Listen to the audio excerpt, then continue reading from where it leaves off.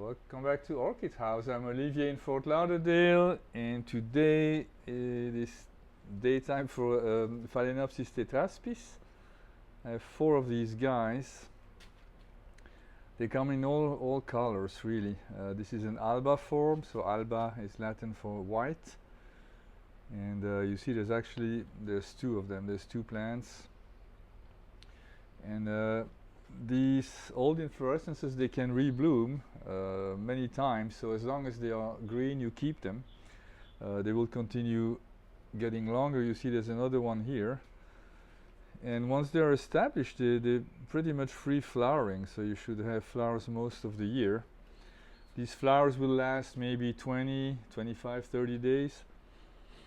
They are fragrant at first. I think when the flower gets older the fragrance vanishes. So you have a wide variety here. You have this C1 clone here, which is pretty odd. So these flowers are almost done. I mean, they were much brighter red at first. But what's so peculiar about that C1 clone is that every time there's a flower, you never know what you're gonna get. There's obviously 2 petals and 3 sepals.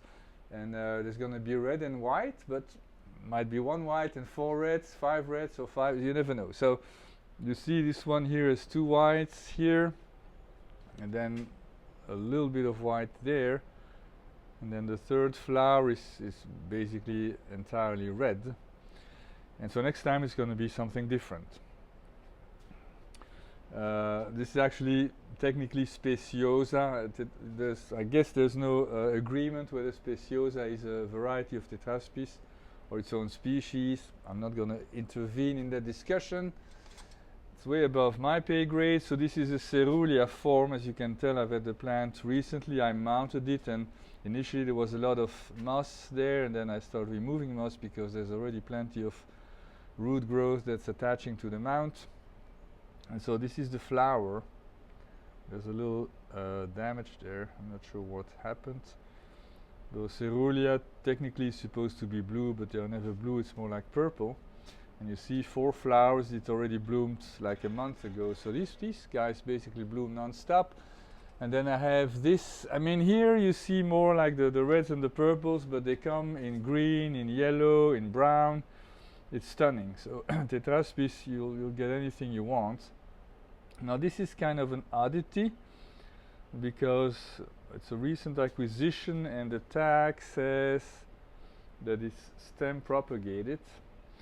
And stem propagated should mean that every single flower is always the same, and from one plant to another as well. But as you can tell, the flowers themselves are different. So it acts like a C1 clone. So I'm not sure if the tag is wrong or if you have a C1 in this cross here. But anyway, so delightful flowers. They can bloom most of the year, so everybody would want that in their collection. Growing tips, these are hot growers. I mean, they really grow in very hot climates. So nighttime temperature below 60 Fahrenheit or below like 15, 16 Celsius is a no-go.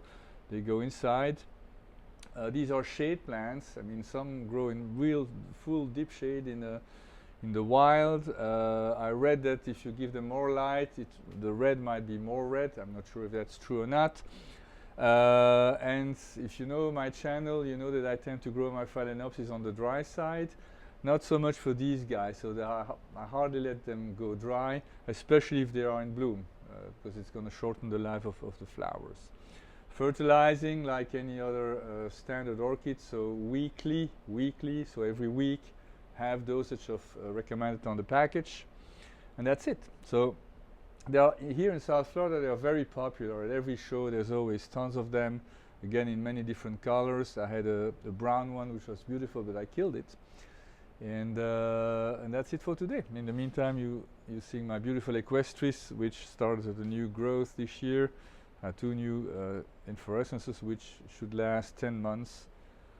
So that's going to be a pleasure. That's it for today. Thank you very much for tuning in, and we'll see you next time. Bye-bye.